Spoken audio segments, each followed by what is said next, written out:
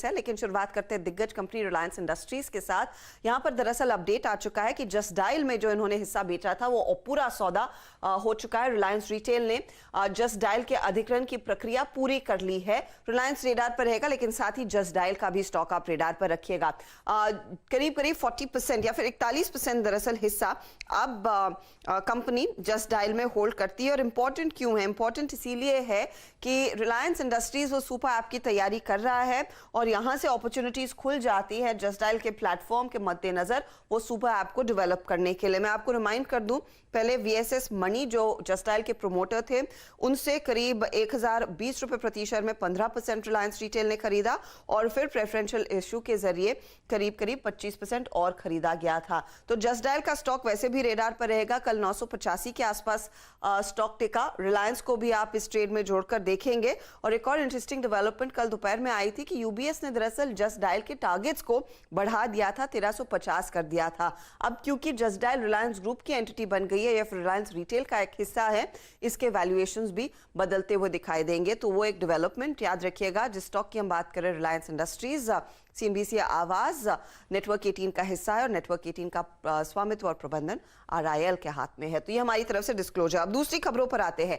L&T technologies, ये radar पर रहेगा आज स्टॉक, क्योंकि एनालिस्ट मीट हुई है कल और उस एनालिस्ट मीट में कंपनी ने काफी पॉजिटिव खबरें सामने रखी है। उन्होंने कहा है कि रेवेन्यू ग्रोथ की जो गाइडेंस है वो 15 से 17% पर बरकरार रहेगी इस साल के लिए। साथ ही साथ ये कह रहे हैं कि सेकेंड थर्ड क्वार्टर FY23 यानी कि अगले वित्त वर्ष में ये उम्मीद कर रहे हैं कि इनकी रेवेन्यू रन रेट करीब करीब $1 बिलियन के आसपास आती हुई दिखाई देगी। दूसरी तरफ FY25 तक ये $1.5 बिलियन तक जाने की पूरी उम्मीद है और उसी ट्रैजेक्टरी पर दरअसल काम कंपनी कर रही है। मार्जिन्स 18% तक स्पाइक कर सकते हैं FY25 तक। और साथ ही साथ कंपनी कह रही है कि कोर न्यू टेक्नोलॉजी एरियाज इन्होंने आइडेंटिफाई कर लिए हैं।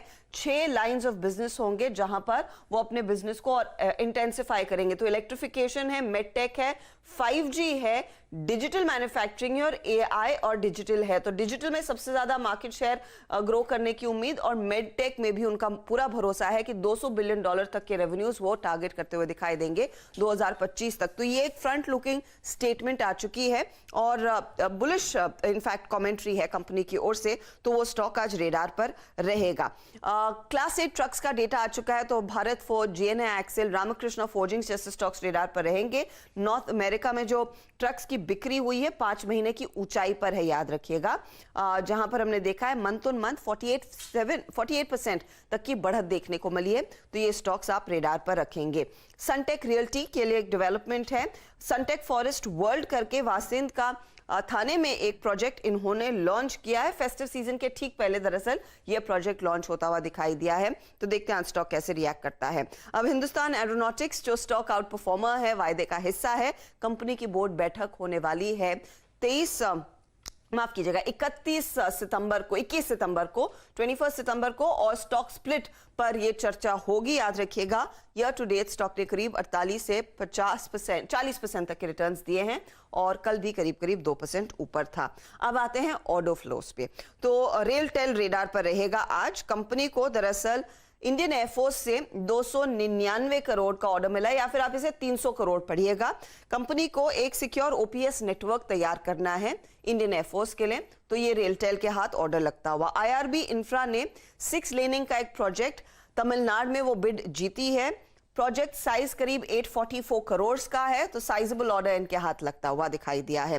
अहलुवालिया कॉन्ट्रैक्ट के हाथ एक अफोर्डेबल हाउसिंग प्रोजेक्ट कोलकाता में हाथ लगा है और ऑर्डर साइज करीब 229 करोड़ का है। दूसरी तरफ जेएनके बैंक आज आप रेडार पर रखेंगे, क्योंकि कंपनी ने कहा है कि वो 2000 करोड़ फंड रेज करने वाले हैं। अब उसमें से 1000 करोड़ इक्विटी के जरिए होगी, जिसमें largely preferential allotment, private placement या QIP के बारे में ऑप्शंस इनके पास खुले हैं और बाकी 1000 करोड़ टियर 2 कैपिटल के जरिए ये रेस करने वाले हैं। कुल पूंजी 2000 करोड़ तक ये जुटाएंगे। थायरो केयर का भी प्रोमोटर अब बदल चुका है। याद रखिएगा वो डील हुई थी फार्मीजी के साथ, अब ये पूरा सौदा हो चुका है। फार्मीजी के हाथ में अब थायरो केयर के 71% से ज्यादा का स्टेक है और ये सौदा आपको याद होगा 4500 करोड़ से ज्यादा का हुआ था। जून में सौदा हुआ था जो पूरा हो चुका है। गुड लक इंडिया भी छोटी कंपनी कंपनी रेडार पर रहेगी। इनको एक लेटर ऑफ इंटेंट मिला है करीब करीब 200 करोड़ के बुलेट ट्रेन प्रोजेक्ट के लिए। L&T से दरअसल ये ऑर्डर मिला है। इनको सप्लाई करना है स्पेशल ब्रिजेस की फैब्रिकेशन, जो लार्जली बुलेट ट्रेन प्रोजेक्ट के लिए मुंबई और वापी के बीच जो ट्रैक्स लगनी है उसके लिए इस्तेमाल किया जाएगा। LIC हाउसिंग फाइनेंस भी आप रेडार पर रखेंगे, जहां पर 1500 करोड़ तक इन्होंने जुटाए हैं। मेरे ख्याल में HDFC लाइफ पर नजरें होनी चाहिए अब। हर्षिता जी, जैसे ही आपने शुरू किया बात HDFC लाइफ की, देखिए अब खबर स्क्रीन पर आती हुई आपको एक